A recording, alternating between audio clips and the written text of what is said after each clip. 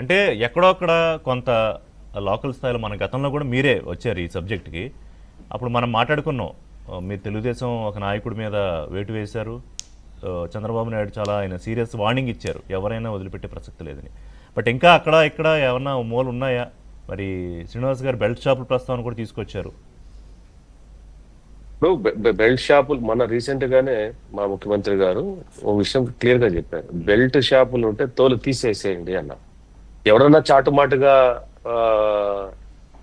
మద్యం అమ్ముకుంటూ ఉంటే, ఒకవేళ శ్రీనివాసరావు గారికి ఇన్ఫర్మేషన్ ఉంటే కమిషనర్ కి ఆయన దగ్గర ఖచ్చితంగా ఫోన్ నెంబర్ ఉంటుంది, ఆయన ఫోటో తీయచ్చు, ఇలాంటి ఇన్ఫర్మేషన్ పలా చూడడం చెప్పొచ్చు, దాని మీద యాక్షన్ ఉంటుంది.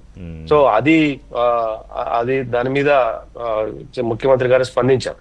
ఇప్పుడు నిన్న జగన్మోహన్ రెడ్డి గారు మాట్లాడినటువంటి మాటల్లో ఒక 10 ప్లేస్ లో 15 ప్లేస్ లో చెప్పారు. అక్కడ దొరికింది, ఇక్కడ దొరికింది, అది కల్తీ. అక్కడ దొరికింది పట్టుకున్నది ఎవరు? మేము, మా ప్రభుత్వంలో ఉన్న అధికారులు,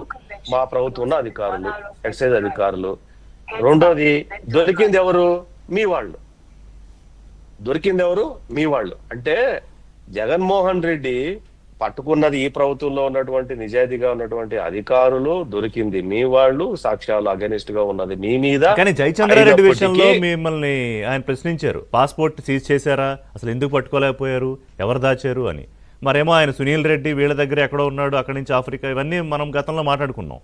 మరి అక్కడ ఏం జరిగింది అంటే ఋషి గారు, టైం విల్ స్పీక్. నేనేమంటానంటే జయచంద్రారెడ్డి బ్యాక్గ్రౌండ్ మొత్తం అంతా కూడా అది ఆరా జరుగుతోంది. ఉండదు, ఈ విషయం జరగకమునిపై ఆయన ఆఫ్రికాలో ఉన్నారు, పాస్పోర్ట్ ఆయన దగ్గర ఉంటది. పాస్పోర్ట్ సీజ్ చేస్తే ఆయన అక్కడి నుంచి రాకూడదు. మీరు ఇప్పుడు పాస్పోర్ట్ మనం ఇక్కడ ఏదైనా చేస్తే ఆయన అక్కడే ఉండిపోతాడు. ఇంకా అంటే విచారణ జరగకూడదని నువ్వు కోరుకున్నావా? అట్లాగా ఇదే ఇష్యూ మీకు ఫోన్ ట్యాపింగ్ కేసులో జరిగింది. సుప్రీంకోర్టు వరకు వెళ్తే సుప్రీంకోర్టు 1 టైం వరకు ఇచ్చేసి, అంటే రావడానికి మాత్రం ఒప్పుకొని పాస్పోర్ట్ ని రెన్యువల్ చేస్తే ఆయన వచ్చిన తర్వాత పాస్పోర్ట్ సీజ్ చేశారు. సో ఇదంతా టాక్టిక్స్ అన్నమాట. ఇదంతా కూడా ఏంటంటే వీళ్ళ యొక్క క్రిమినల్ మెంటాలిటీ ఉన్న టాక్టిక్స్ ఇవంతా కూడా.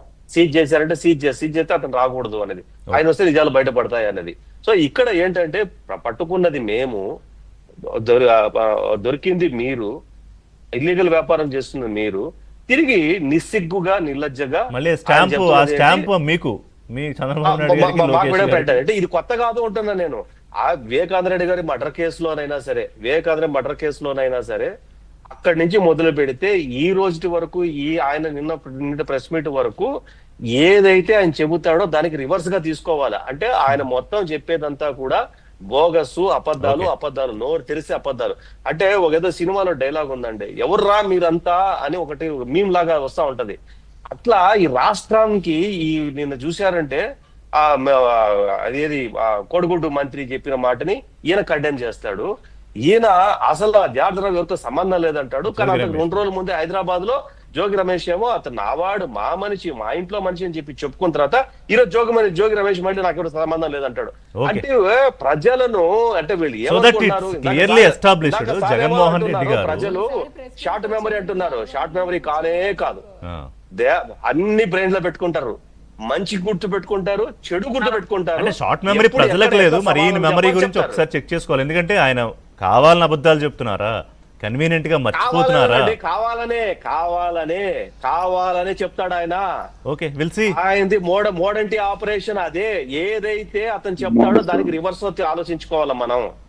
ఆయన చేసిన తప్పులు ఎదుటోడి మీద అంటాడు ఆల్ లైస్ అనేది.